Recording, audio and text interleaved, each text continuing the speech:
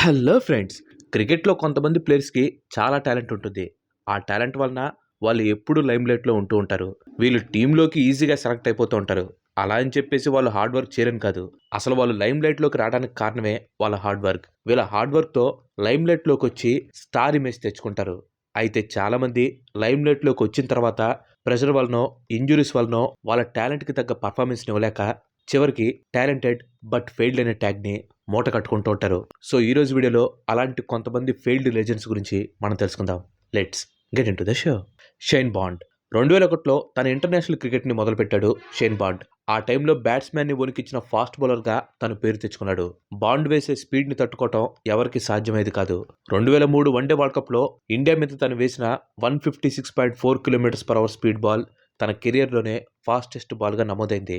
Bond మెరుపు వేగంతో వేసే బంతులకి క్రికెట్‌లో టాప్ బ్యాట్స్‌మెన్స్ దగ్గర కూడా సమాధానం ఉండేది కాదు. అయితే ఎంత టాలెంటెడ్ బౌలర్ అయిన బాండ్ న్యూజిలాండ్ తరపున కేవలం 18 టెస్టులు, 82 వన్డే మ్యాచ్‌లు ఆడాడు. ఇంత తక్కువ మ్యాచ్‌లు ఆడటానికి కారణం తనకున్న ఇంజ్యూరీస్. బాండ్ కెరీర్ మొత్తం ఇంజ్యూరీస్‌తోనే సాగింది. తన కెరీర్‌లో షేన్ బాండ్ ఎక్కడా కూడా ఫామ్ కోల్పోయిందే లేదు. కానీ తను ఫామ్‌లో ఉండి పెర్ఫార్మెన్స్ చేసిన ప్రతిసారి ఏదో ఒక ఇంజ్యూరీతో తను వెనకడుగేయాల్సొచ్చేది. షేన్ బాండ్ ఇంజురీస్ ప్రాబ్లం ఏ రేంజ్‌కి వెళ్ళిందంటే న్యూ క్రికెట్‌లో one of the best top బౌలర్స్‌గా పేరు తెచ్చుకున్న బాండ్ కనీసం 100 వన్డే మ్యాచ్‌లు కూడా ఆడకుండానే ఇంటర్నేషనల్ క్రికెట్ నుంచి రిటైర్ అయ్యాడు. Next Shaun Tait. ఒకానొక టైంలో మెగ్రాత్ తర్వాత షాన్ టైట్ అనే రేంజ్‌లో తను పర్ఫార్మెన్స్ ఇచ్చాడు.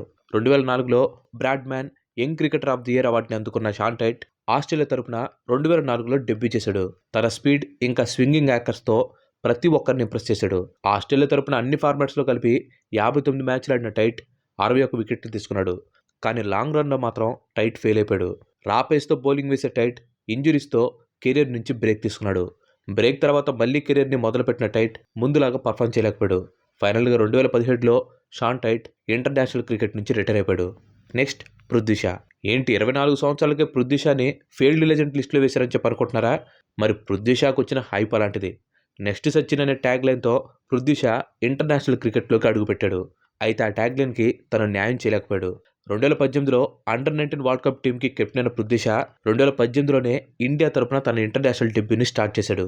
అయితే అండర్-19 క్రికెట్‌లో చూపించిన ఫామ్‌ని పృథ్వీ షా ఇంటర్నేషనల్ క్రికెట్‌లో చూపించలేకపోయాడు. ప్లస్ ఐపీఎల్‌లో కూడా పృథ్వీ షా కంటిన్యూయస్‌గా ఫెయిల్ అవుతూ వచ్చాడు. ఇవన్నీ చాలా ఉన్నట్లు ఫిట్‌నెస్ కోల్పోవటం, యూట్యూబర్ శాప్నగిల్‌తో కాంట్రవర్సీ, డోపింగ్ టెస్ట్ ఫెయిల్ అయ్యి 8 నెలలు బ్యాన్ అవటం ఇవన్నీ పృథ్వీ షా కెరీర్‌ని బాగా డౌన్ చేసేసాయి.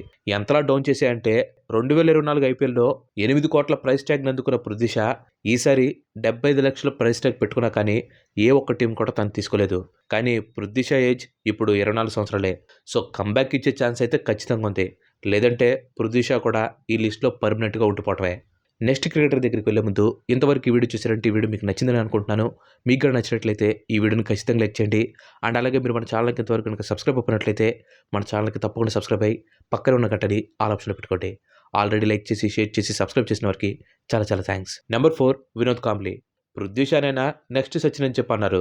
కానీ వినోద్ కాంబ్లీనైతే సచిన్ టెండూల్కర్ కంటే బెస్ట్ ప్లేయర్ అని చెప్పన్నారు. ఇన్‌ఫాక్ట్ అనడం కాదు, తన పర్ఫార్మెన్స్ కూడా ఆ రేంజ్‌లోనే ఉండేది. 3 డిఫరెంట్ కంట్రీస్ మీద వరుసగా 3 సెంచరీస్ కొట్టిన ఏకైక ప్లేయర్ వినోద్ కాంబ్లీ. అయితే మ్యాచ్ ఫిక్సింగ్ ఎలిగేషన్స్, ఫిట్నెస్ కోల్పోవడంతో పాటు ఉన్న టాలెంట్‌ని సరిగ్గా యూజ్ చేసుకోకపోవటం కాంబ్లీ కెరీర్‌ని ఫ్లాప్ చేసింది.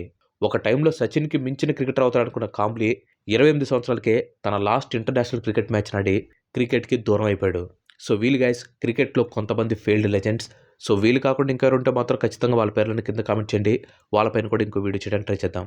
Thanks for watching. ఈ వీడియో కనుక మీకు నచ్చినట్లయితే లైక్ చేయండి, షేర్ చేయండి. అండ్ అలాగే మన నెక్స్ట్ ఎపిసోడ్ మిస్ కావద్దు అనుకుంటే మన ఛానల్‌కి తప్పకుండా సబ్స్క్రైబ్ అవ్వండి. ఇంకో మంచి ఎపిసోడ్‌లో మళ్ళీ కలుద్దాం. Till then bye bye. Have a nice day.